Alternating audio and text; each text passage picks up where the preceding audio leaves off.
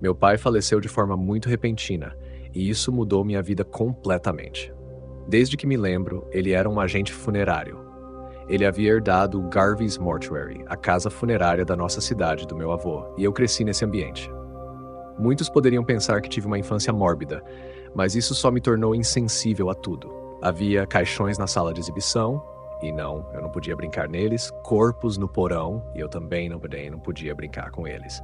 Precisávamos ficar em silêncio quando os serviços estavam acontecendo, o que não era fácil para uma criança que podia ouvir os cultos através do chão da sala de estar. E se eu levasse amigos para casa, eles tinham que entrar pelos fundos, já que não era apropriado passar pela sala de exibição. Eu tinha 2 irmãos, um irmão mais velho, Steppen, que se tornou advogado, e uma irmã mais nova, Jeanne, que se casou com um vendedor de carros de luxo e foi morar o mais longe possível de Peuse, Illinois. O nome da cidade era perfeito, já que Peuse era o som que se fazia quando se estava entediado até a alma, algo entre um suspiro e um vômito. Mesmo assim, eu queria ser como meu pai. Ele gostava de pelo menos um filho interessado no negócio da família. Para dar crédito ao meu pai, ele resistiu até eu me formar na escola de agente funerário. Eu já trabalhava há 2 anos como agente funerário certificado em uma cidade vizinha, a pedido dele. Ele queria que eu construísse minha própria reputação e só depois voltasse para trabalhar com ele. Assim, ninguém pode dizer que você herdou isso de bandeja, ele dizia. Passei 2 anos pintando cadáveres, cavando covas e vendendo caixões, até o dia em que ele teve o derrame fatal que o levou. Retornei à cidade para cuidar do seu funeral, tentando ao máximo fazer com que ele parecesse o homem gentil e sorridente que eu sempre conhecera. Steppen e Jeanne estavam no funeral, mas era óbvio que só estavam lá por causa da leitura do testamento. Steppen vestia um terno novo da Brooks Brothers, com sua esposa ao lado, representando o clássico casal da elite protestante. Jeanne estava com o marido e suas 3 filhas, todas distraídas com seus celulares e AirPods, e ninguém parecia dar a mínima para o avô que repousava no caixão. Ignorei todos eles enquanto realizava o serviço, sendo o profissional que meu pai sempre me ensinou a ser. Depois do enterro, fomos ouvir a leitura do testamento. Minha mãe, como esperado, ficou com a casa e a maior parte das coisas do meu pai. Steppen ficou com a herança prometida e o carro esportivo. Jeanne recebeu uma casa de veraneio e uma quantia em dinheiro, enquanto suas filhas ganharam pequenas heranças. Quanto a mim, meu pai me deixou a casa funerária, como eu sempre soube que aconteceria. Eles não discutiram, afinal eu sempre fui o esquisito da família, o que gostava mais de cadáveres do que de pessoas vivas, então fazia sentido que eu ficasse com o negócio da família. Eles partiram com seus bens, e eu fiquei para ajudar minha mãe a subir as escadas e descansar. No entanto, o advogado do meu pai, Sr. Sander, me chamou antes de eu sair. Ele entregou uma fita de vídeo e uma nota, dizendo que meu pai queria que eu assistisse aquilo sozinho. Coloquei minha mãe para descansar, fiz um chá com um toque de whisky para ela e fui para o escritório. Coloquei a fita no videocassete e lá estava meu pai, sério, falando diretamente comigo. Se você não está sozinho, pause a fita até estar. Ele começou. Assim que me certifiquei de que estava sozinho, ele continuou. Provavelmente você se perguntou durante anos como a casa funerária se mantém de pé numa cidadezinha que encolhe a cada ano. Eu provavelmente já enterrei quase todos que nasceram antes de 1950 e os filhos deles foram embora. A verdade é que a casa funerária não é o que me sustentou. Os clientes especiais são. Minha curiosidade aumentou. O que ele estava prestes a me contar? Você se lembra dos envelopes pretos que você sempre me perguntou sobre?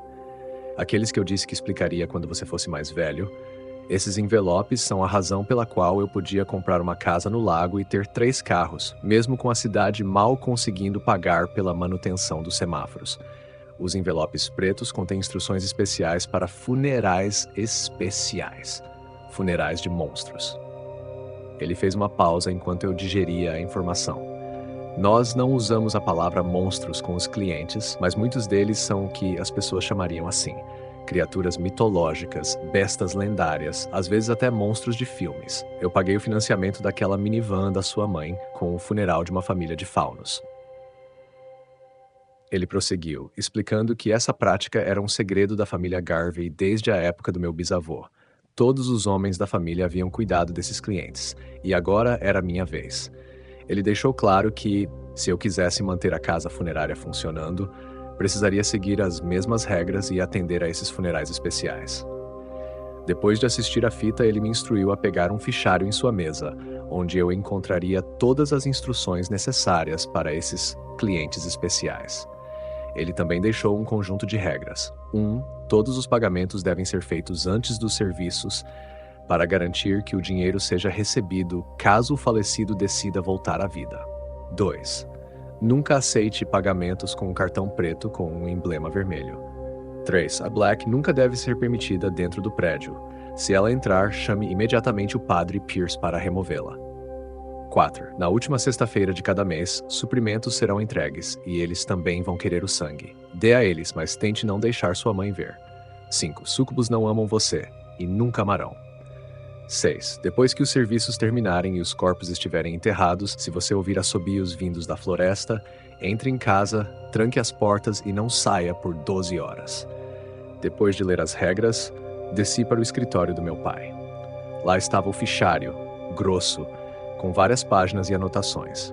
Mas o que chamou minha atenção imediatamente foi o envelope preto sobre a mesa, me encarando como se quisesse ser aberto.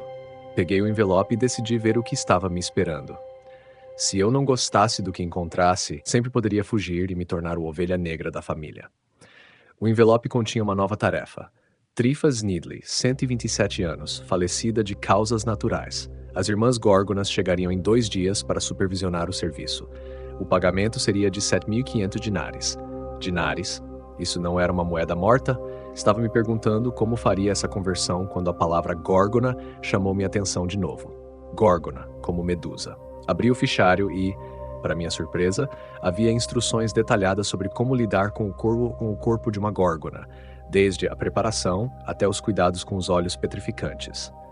Meu pai e, antes dele, meu avô haviam realmente lidado com essas criaturas por gerações. De repente, lembrei de algo da minha infância, algo que eu havia sempre achado que era um pesadelo. Lembro-me de ouvir barulhos estranhos na casa funerária uma noite, e ao descer para investigar, vi monstros no salão.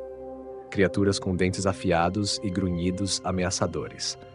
Eu gritei e acordei em minha cama na manhã seguinte, achando que era apenas um sonho. Mas agora, com o fichário em mãos, não estava mais tão certo disso. Naquele momento, ouvi um barulho vindo do porão.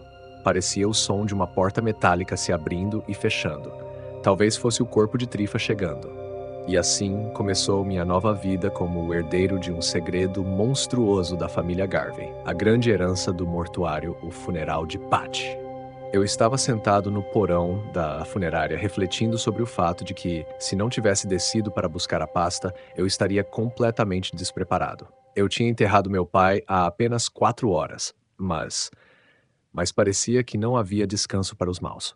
O porão da funerária era bastante padrão, com 10 gavetas de freezer, todas vazias, 2 mesas de preparação e alguns armários de armazenamento. A única coisa fora do lugar era uma caixa cinza, no chão da sala de preparo. Meu pai nunca havia explicado muito bem por que tínhamos um compartimento que transportava corpos diretamente para o porão, mas agora eu entendia. Provavelmente os corpos eram deixados ali através do escorregador para algum atendente desprevenido encontrar. Porém, eu estava mais do que preparado. Enquanto procurava nos armários, encontrei um saco preto com a imagem de uma cabeça de górgona. Dentro havia o capuz que eu já tinha visto em uma foto, algumas ataduras, luvas que pareciam feitas de pele de cobra e materiais para a preparação do corpo. Coloquei o capuz, que tinha um cheiro horrível de dentes não escovados e queijo, e abri a caixa. Dentro dela estava Patty, uma górgona com pele impecável e cabelos de serpentes, mas sem a cabeça. Apesar de ter mais de 1000 anos, ela parecia ter no máximo 40. Eu a levantei e coloquei na mesa de preparação, buscando sua cabeça para reanexar. Com cuidado, prendi as serpentes e fechei os olhos dela sem precisar abri-los. Não queria arriscar. Depois de terminada a preparação, coloquei Patty em uma das gavetas frias e fui verificar minha mãe, subindo as escadas. No dia seguinte, ao meio-dia, as irmãs de Patty, Solinari e Maggie Rina chegaram. Elas usavam vestidos pretos combinando, chapéus com véus e óculos escuros. No meu trabalho, eu já havia visto muitas mulheres usando esses trajes, mas nunca para cobrir cabelos de serpentes. As duas se apresentaram com formalidade, e eu me senti mal por chamá-las mentalmente de Marge e Selma, em referência às personagens de Os Simpsons. Ao tentar oferecer um caixão adequado, fui corrigido por elas. Patty precisava de algo especial e nada menos que um serviço luxuoso com todos os cuidados necessários para uma górgona decapitada seria aceitável. Além disso, as irmãs mencionaram a necessidade de segurança. Com um suspiro, concordei em ligar para Cerberus Security, uma empresa de segurança especializada em proteger eventos sobrenaturais.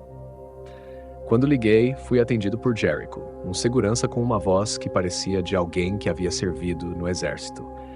Ele explicou que para garantir a segurança adequada no funeral de uma górgona, eu precisaria de 13 homens armados, o que custaria $75.000 ou 2.800 denários, uma moeda antiga que as irmãs de Patty haviam deixado em pagamento. No final das contas, o preço para garantir que o funeral de Patty fosse seguro e respeitoso estava bem além do que eu jamais havia imaginado. Eu suspirei novamente, tentando processar tudo. O mundo do meu pai, agora o meu mundo, era muito mais complicado do que eu jamais poderia ter imaginado. Naquele momento, me perguntei o que mais estava por vir e, especialmente, o que eu ainda não sabia sobre o negócio da família. Quando finalmente desliguei o telefone e finalizei todos os preparativos, olhei ao redor da funerária vazia e perguntei em voz alta: "Pai, o que exatamente você me deixou aqui?" Ele não respondeu, e eu não esperava que o fizesse.